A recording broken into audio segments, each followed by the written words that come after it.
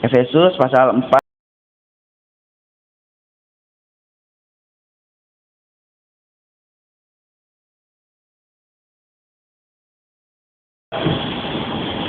Sebab itu kukatakan dan kutegaskan ini kepadamu di dalam Tuhan, jangan hidup lagi sama seperti orang-orang yang tidak mengenal Allah dengan pikirannya yang sia-sia.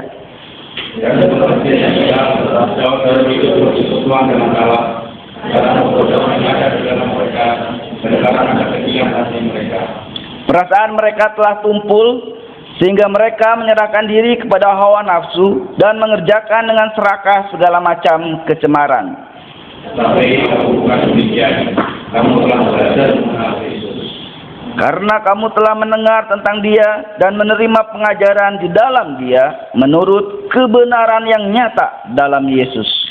Yaitu bahwa kamu berhubung dengan kehidupan kamu yang jauh atau menanggalkan manusia lama yang memenuhi kebinasaannya oleh nafsunya yang menyesatkan.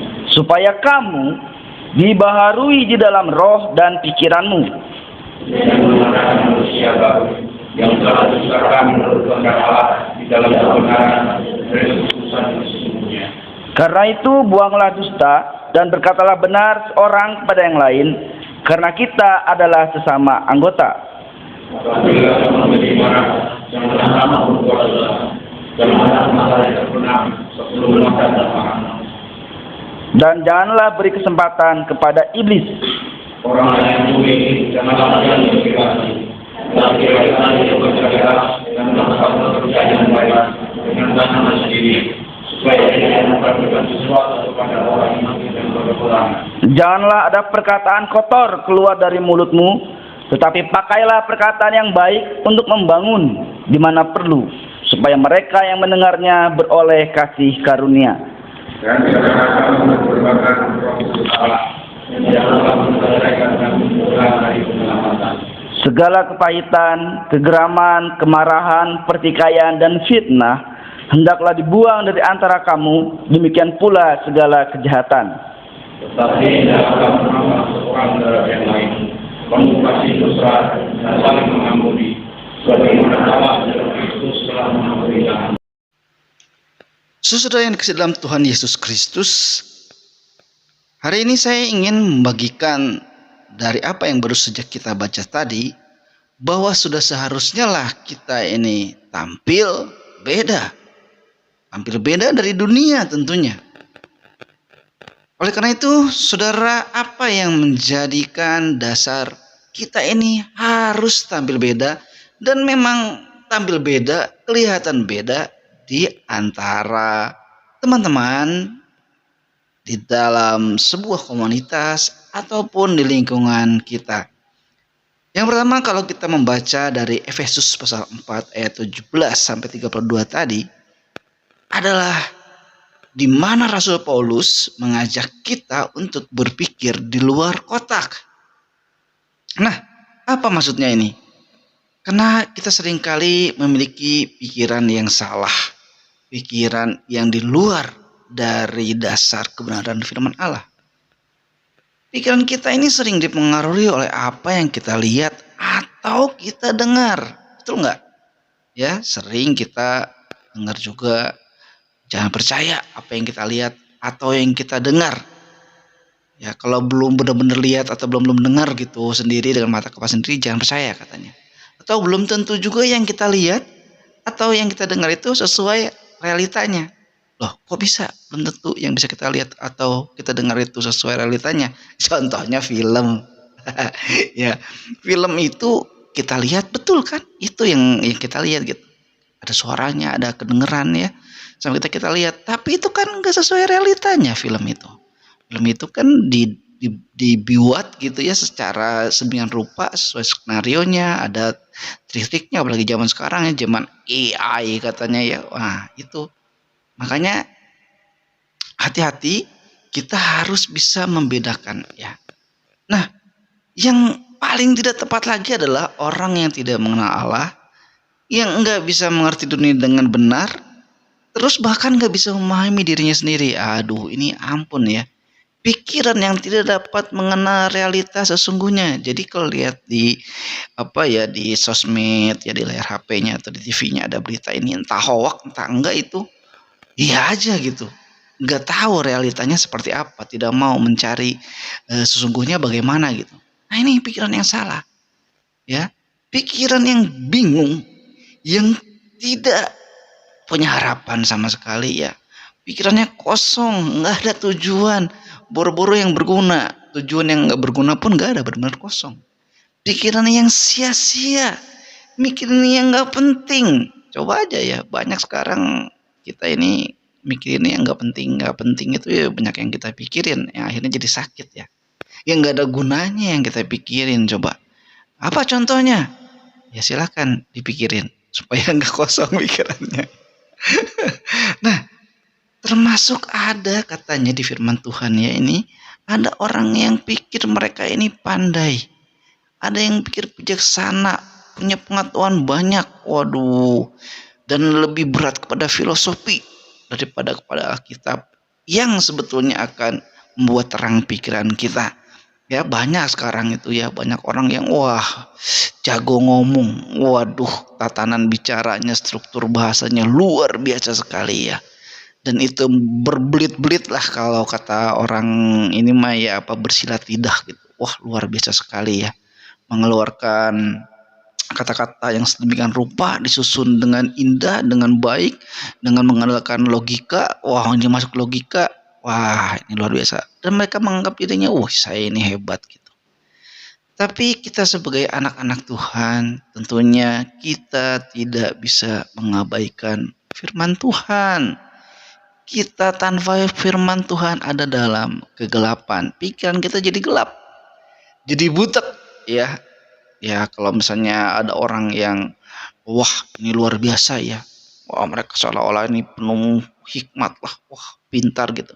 Ingat di Alkitab sudah ditulis itu ya, di dalam Roma 1 ayat 22 ya, kalau nanti dibaca Roma 1 ayat 22 itu, mereka berbuat seolah-olah mereka penuh hikmat, tetapi mereka telah menjadi bodoh. Pikiran yang paling salah adalah tidak memikirkan hal-hal rohani. Ya itu sebabnya di dalam ayat yang tadi di Roma 1 ayat 22, ya banyak orang seolah-olah udah penuh hikmat gitu, tapi sebetulnya mereka itu bodoh. Jadi saudara, pikiran manusia yang salah, yang sia-sia, dan juga hati yang keras menuntun manusia untuk melakukan perbuatan dosa. Itulah makanya pikiran yang salah bisa mengakibatkan kepada perilaku tindakan yang salah. Nah kalau begitu, kalau kita berpikir luar kotak, lalu bagaimana pikiran yang benar? Tentunya dalam konteks ini tujuan utama pikiran setiap kita orang percaya hendaknya sebagai sarana untuk menerima pewahyuan dari Allah. Jadi tujuan utama kita itu terfokus kepada Allah, untuk menerima berkat dari Allah. Nah, sebelum melanjutkan, di dalam Efesus 4 ayat 20 sampai 21, demikian firman Tuhan, akan tetapi bukan dengan cara itu kamu belajar tentang Kristus. Ya bukan dengan cara yang bodoh, bukan dengan pikiran yang bodoh. Ayat 21, seumpama kamu memang telah mendengar tentang Dia dan diajar dalam Dia, sebagaimana kebenaran yang ada dalam Yesus. Buanglah manusia lamamu yang kamu dapat dari cara hidupmu yang lama, yang sedang dirusak oleh hawa nafsu yang menipu. Ya, nah ini pikiran yang mengenal Kristus, tentunya pikiran yang hanya fokus kepada Tuhan Yesus ya. Dan tadi sudah dikatakan, kita bukan fokus kepada hal yang sia-sia, bukan hal yang kosong, bukan hal yang bodoh. Karena bukan dengan cara itu kita belajar tentang Tuhan Yesus ya. Lalu bagaimana mengenal Dia? Ya, pikiran yang hanya fokus pada Kristus. Pikiran kita dan hati yang senantiasa secara rohani menempatkan segala sesuatu dari sudut pandang Allah. Dan rencananya. Ya, menempatkannya kerohanian kita yang diisi oleh Kristus, fokus pada Kristus yang selalu dari sudut pandang Allah, berarti yang tentunya benar, tentunya baik, dan rencananya. Maka ucapan, sikap kita, tingkah laku kita, keputusan kita, pekerjaan kita, apapun itu dipengaruhi oleh pikiran di dalam Kristus, dikaitkan dengan kerohanian atas dasar firman Allah, sehingga kerohanian kita itu menjadi kuat. Saudara, program pikiran dengan hal positif dan tetap hati-hati dari apa yang tadi kita lihat, kita dengar ya, apa yang menguripkan kita, maka kita akan memiliki pikiran yang benar, pikiran yang baru, pikiran yang realistis sesuai dengan kebenaran firman Tuhan.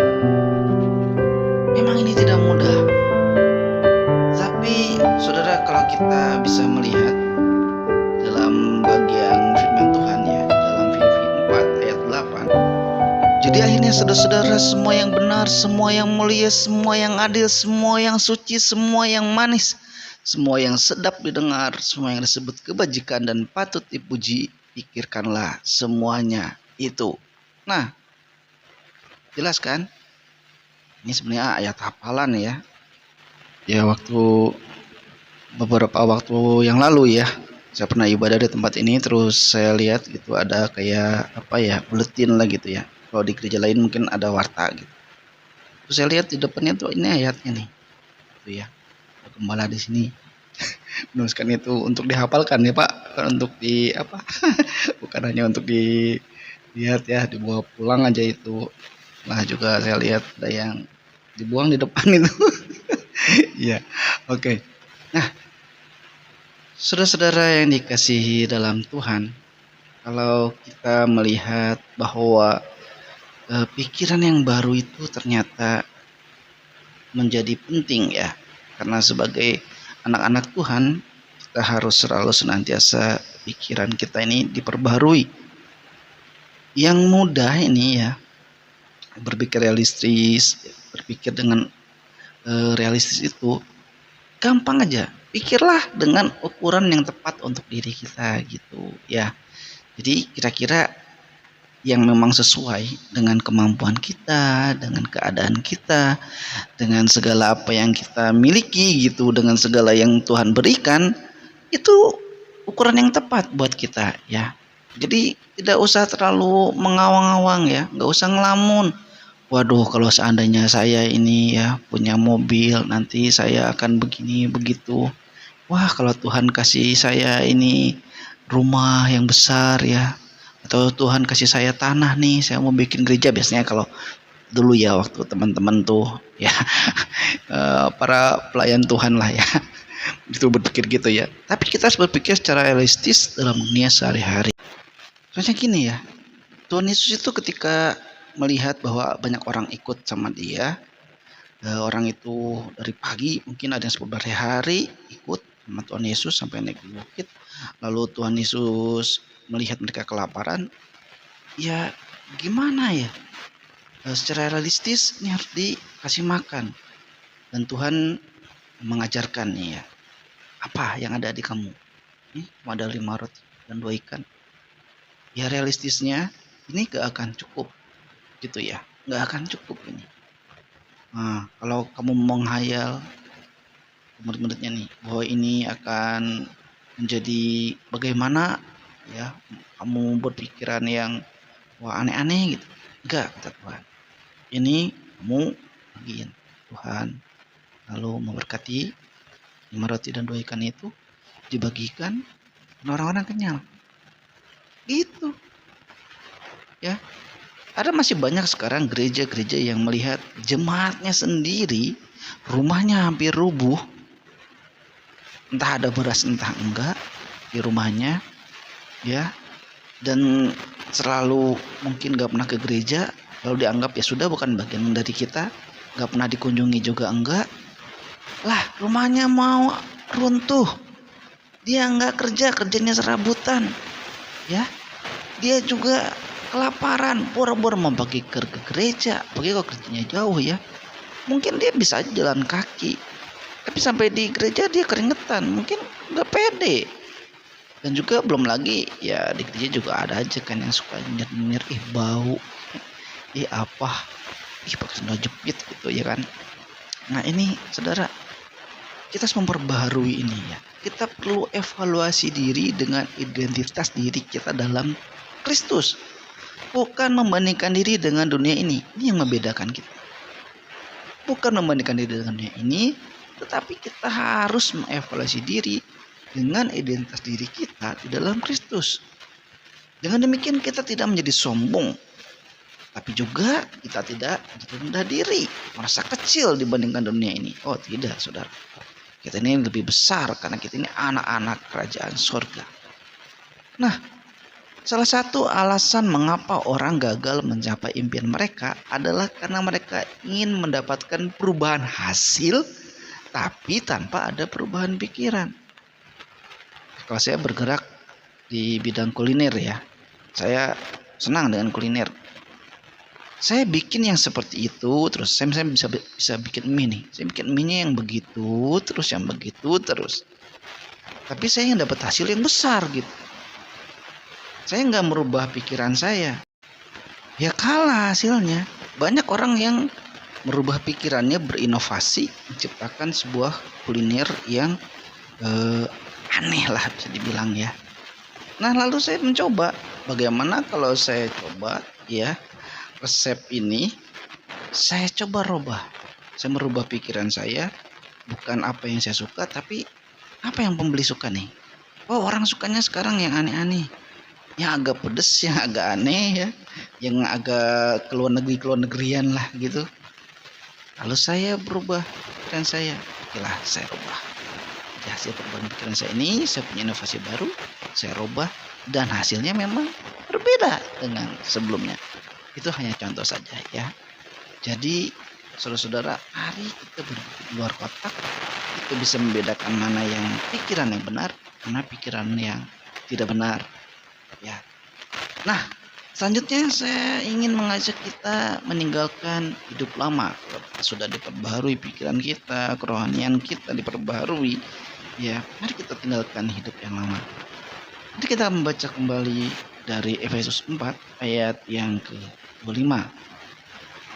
Oleh karena itu, dengan membuang kepalsuan, marilah setiap kamu berbicara tentang kebenaran kepada sesamamu, karena kita sama-sama anggota dari satu tubuh.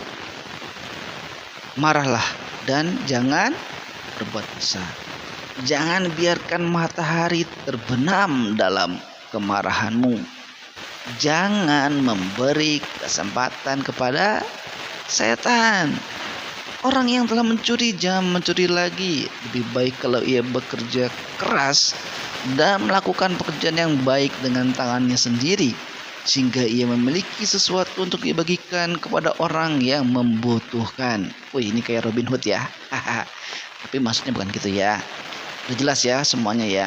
Nah ayat 29, jangan biarkan perkataan kotor keluar dari mulutmu, tetapi hanya perkataan baik yang membangun orang yang membutuhkan, sehingga perkataanmu itu memberi berkat bagi mereka yang mendengarnya. Jangan mendukakan Roh Kudus Allah, sebab oleh karena Dia kamu dimeteraikan untuk hari penebusan. Buanglah segala macam kepahitan, kegeraman, pertikaian, dan perkataan fitnah, juga semua kejahatan jauhkanlah daripadamu. Bersikaplah ramah satu dengan yang lain, milikilah hati yang lembut dan saling mengampuni, sebagaimana Allah dalam Kristus juga mengampuni kamu. Jadi kayaknya ini gak usah panjang-panjang ya saya bicara. Sudah jelas ini firman Tuhan, sudah sangat jelas sekali ya, yang mana kehidupan yang lama yang harus kita tinggalkan. Kehidupan yang penuh dengan kepalsuan. Oh, setipu-tipu sudah katanya ya. Dan ada yang menarik ini ya. Marahlah dan jangan berbuat dosa. Oh, berarti kalau gitu marah boleh dong. Ya marah itu boleh. Boleh nggak? Boleh. tapi jangan berbuat dosa. Maksudnya apa? Jadi nadanya boleh tinggi, ya, boleh keras kencang gitu. Tapi itu kata-kata binatangnya ya jangan keluar, ya. Juga jangan menyakiti hati orang yang kita marahi, ya. Terus juga kita jangan dendam. Dendam nih karena dia menyakiti saya, saya marah, saya dendam. Padahal Tuhan bilang jangan biarkan matahari terbenam, jangan biarkan matahari terbenam dalam kemarahanmu. Iya. Nah, karena hal-hal yang seperti ini akan membuat setan memiliki kesempatan, ya. Kan firman Tuhan katakan jangan biarkan setan mencuri kesempatan ini, ya, untuk kita jadi berbuat dosa. Nah, selanjutnya di ayat-ayat yang selanjutnya sudah jelas, ya, bahwa setiap hal yang memang itu segala macam kepahitan, kegeraman, kemarahan, pertikaian, ya, perkataan fitnah, juga semua kejahatan, pokoknya itu jauhkanlah dari pikiran kita, ya. Kita harus bersikap ramah satu sama yang lain, memiliki hati yang lembut, saling mengampuni.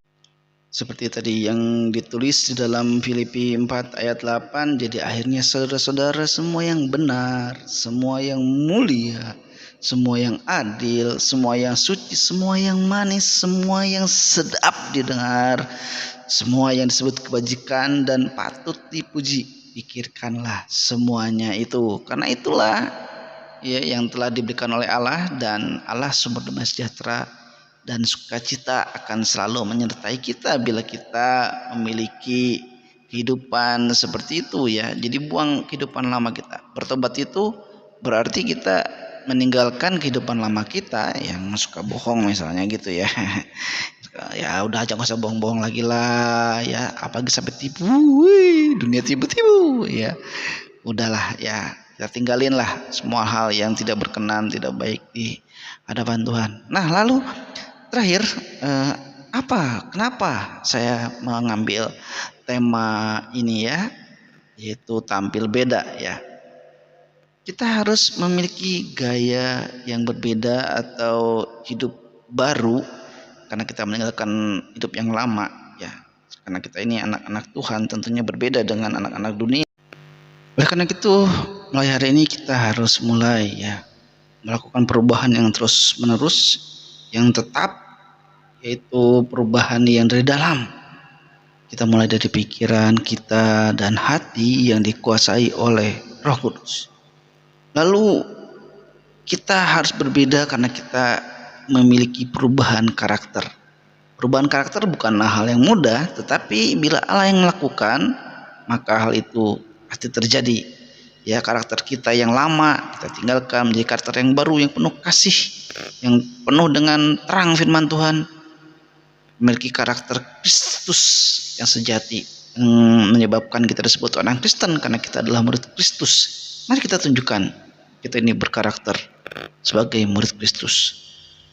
Roma 6 ayat 6, ya, hidup tidak membiarkan dikuasai dan diperbudak dosa yang sudah ditinggalkan atau melakukan dosa akibat pikiran dan rohani yang tidak tertuju kepada Allah. Dan ini yang paling sulit dan juga sebetulnya harus dilakukan agar kita tampil beda, itu bersedia dibentuk secara khusus oleh Allah. Dan ini memang menyakitkan, ya, dibentuk secara khusus oleh Allah melalui pemahaman rohani yang benar dan mengaplikasikan dalam kehidupan sehari-hari, hidup seturut teladan Kristus. Itu saja yang Tuhan kehendaki agar kita menjadi berbeda, tampil beda, memiliki kehidupan yang baru dalam Tuhan Yesus Kristus. Saudara-saudara yang dikasihi dalam Tuhan Yesus Kristus, kiranya firman Tuhan bisa menjadi berkat bagi kita dan menambah keimanan kita untuk percaya kepada Tuhan Yesus Kristus yang senantiasa memperbaharui kita untuk menjadi sempurna seperti Tuhan Yesus Kristus. Haleluya, amin. Saudara-saudara, marilah kita mulai hidup baru kita karena kita percaya Tuhan menjaga kita.